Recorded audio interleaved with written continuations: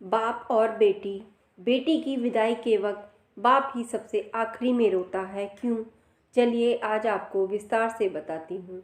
बाकी सब भावुकता में रोते हैं, पर बाप उस बेटी के बचपन से विदाई तक के बीते हुए पलों को याद करके रोता है।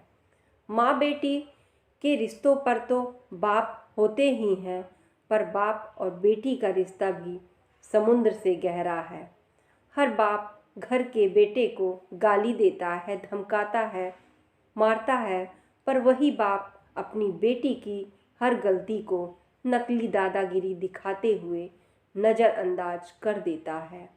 बेटे ने कुछ मांगा तो एक बार डांट देता है, पर अगर बिटिया ने धीरे से भी कुछ मांगा तो बाप को सुनाई दे जाता है। और जेब में रुपया हो या ना हो, पर बेटी की इच्छा पूरी कर देता है।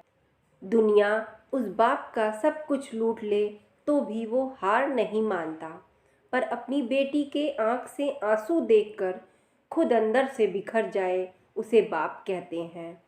और बेटी भी जब घर में रहती है तो उसे हर बात में बाप का घमंड होता है।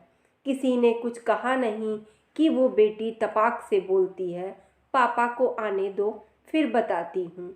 बेटी घर में रहती है तो माँ के आंचल में है, पर बेटी की हिम्मत उसका बाप होता है। बेटी की जब शादी में विदाई होती है तब वो सबसे मिलकर रोती है, पर जैसे ही विदाई के वक्त कुर्सी समेटते बाप को देखती है, जाकर झूम जाती है और लिपट जाती है। ऐसे कस के पकड़ती है अपने बाप को जैसे माँ अपने बेटे को, क्योंकि उस बच्ची को पता है ये बाप ही है जिसके दम पर मैंने अपनी हर जिद पूरी की थी।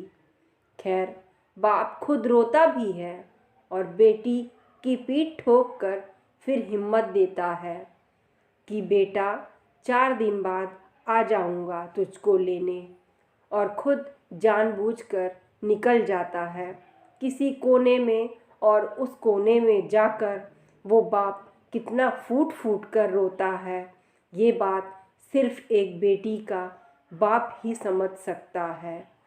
जब तक बाप जिंदा रहता है बेटी मायके में हक से जाती है और घर में भी जिद कर लेती है, और कोई कुछ कहे तो डट के बोल देती है कि मेरे बाप का घर है। पर जैसे ही बाप मरता है और बेटी आती है तो वो इतनी चित्कार करके रोती है कि सारे रिश्तेदार समझ जाते हैं कि बेटी आ गई है।